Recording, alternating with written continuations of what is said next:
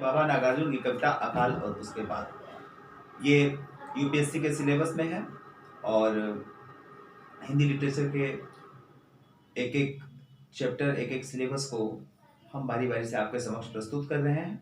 इसलिए आप इस चैनल को सब्सक्राइब कर लीजिए, बेल आइकन और लाइक का बटन दबा दीजिए ताकि आपको उपलब्ध होते रहे सारे व्याख्यान।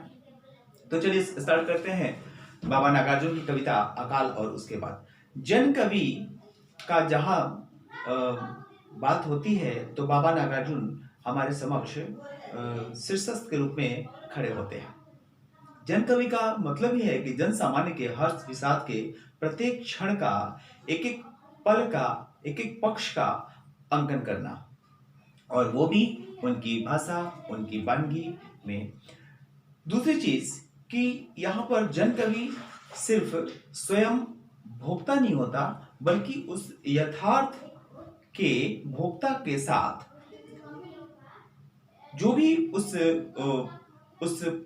पक्ष का, उस पल का भोक्ता होता है, उसका साहचर्य साथी होता है। बाबा नागार्जुन की कविता 1966 में बिहार तथा भारत के अन्य कई प्रांतों में आई अकाल के बाद लिखी गई है।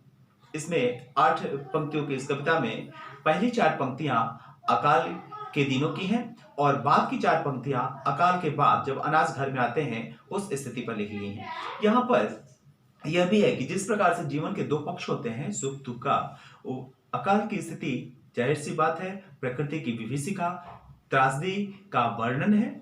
और उस स्थिति में जब छोटे छोटे जीव जंतुओं का जीविका का प्रश्न खड़ा हो जाता है, वो जिजीविका के लिए तप्त दिखाई देते हैं, उस स्थिति में मानव के समक्ष संकट कितना गहरा होगा इसका अंदाजा लगाया जा सकता है। दूसरी 4 पंक्तियों में घर में अनाज आने के बाद क्या खुशी होती है उसका वर्णन किया गया है। तो 1966 के अकाल के बाद, जैसा कि आपको ज्ञात होगा, भारत सरकार ने ग्रीन रिवॉल्यूशन, हरित क्रांति की और आज अनाज के मामले में हम लोग आत्मनिर्भर हैं। तो देखिए यह पंक्ति इस प्रकार से है कि इस प्रकार से ये प्रस्तुत पंक्ति है।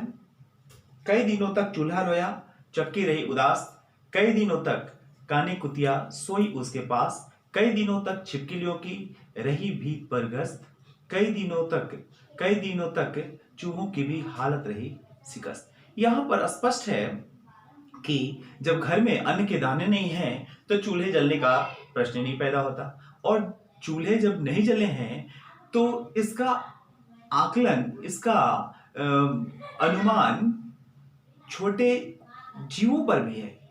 कुतिया जो घर में पाली हुई है वो भी चूल्हे न जलने के चलते उसे पता है कि अन्न के दाने घर के लोगों को नहीं मिला है तो उसे कहां से उपलब्ध होगा। वो भूखी होकर के चूल्हे के पास ही सो जाती है, कई दिनों तक ऐसे सोई रहती है, यही स्थिति चलती रहती है। इसी तरीके से अन्न के दानों के खोजने या अन्न अपना पेट भरने के लिए छोटे छोटे जो कीट पतंगे होते हैं वो भी दीवारों पर चलते दिखाई देते हैं।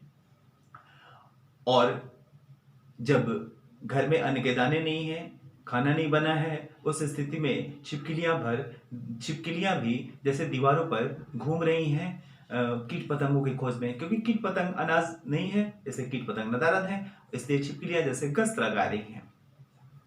चूहे कच्चे पके दोनों अनाज खाते हैं और इस स्थिति में चूहों की भी हालत। यहाँ देखिए छोटे छोटे उपमान लेकर छोटे जीवों की स्थिति क्या हो सकती है जब घर में अन्न के दाने नहीं होते हैं। तो बिना मानव का नाम लिए ही बाबा नागार्जुन ने यह स्पष्ट कर दिया है कि जो छोटे जीव जंतु जो कि प्रकारांतर से हम मानव पर निर्भर हैं, उनकी स्थिति यह हो सकती है। तो यह प्रकृति की भयावहता कितनी विद्रूपात्मक स्थिति में मानव के समक्ष संकट के रूप में खड़ी होगी, इसका सहज अनुमान लगाया जा सकता है। इस तरीके से बाबा नागार्जुन ने इतना जीवंत स्केच एक खींचा है हमारे समक्ष अकाल का। दूसरी 4 पंक्तियां अन्न के दाने जब घर में आते हैं उसके बाद क्या प्रसन्नता होती है उसका वर्णन करते हैं। दाने आए घर के अंदर कई दिनों के बाद, धुआं उठा आंगन के ऊपर कई दिनों तक बाद, चमक उठी घर भर की आंखें कई दिनों के बाद, कौवे ने खुजलाई पाखें कई दिनों के बाद। जाहिर सी बात है, जब खाना बनेगा तो आंगन से धुआं उड़ता दिखाई देता है और ये प्रसन्नता का क्षण है। देखिए यहाँ पर ये खाना बनना एक प्रतीक है और साथ ही यह ऐसा जीवंत प्रतीक है कि जब अनाज होगा इसका मतलब कि घर में प्रसन्नता है। तो प्रसन्नता है तो उस स्थिति में लोग के चेहरे चमकेंगे। छोटे छोटे जीव जंतु जैसे यहाँ पर कौवे ने खुजलाई पाखें कई दिनों के बाद, तो छोटे जीव भी प्रसन्न होंगे, पक्षी पशु भी प्रसन्न होंगे। और इस प्रकार से देखिए जीवन के दोनों पक्षों को, अकाल की जो स्थिति है, जो प्रकृति की भयावहता है, वह जीवन के विषाद के क्षणों को, और दूसरा जो अन्न के दाने आने के बाद का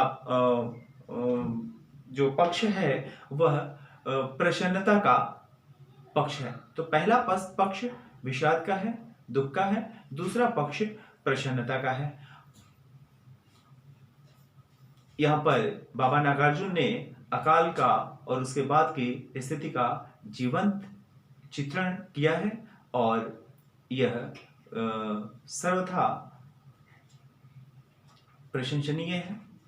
धन्यवाद।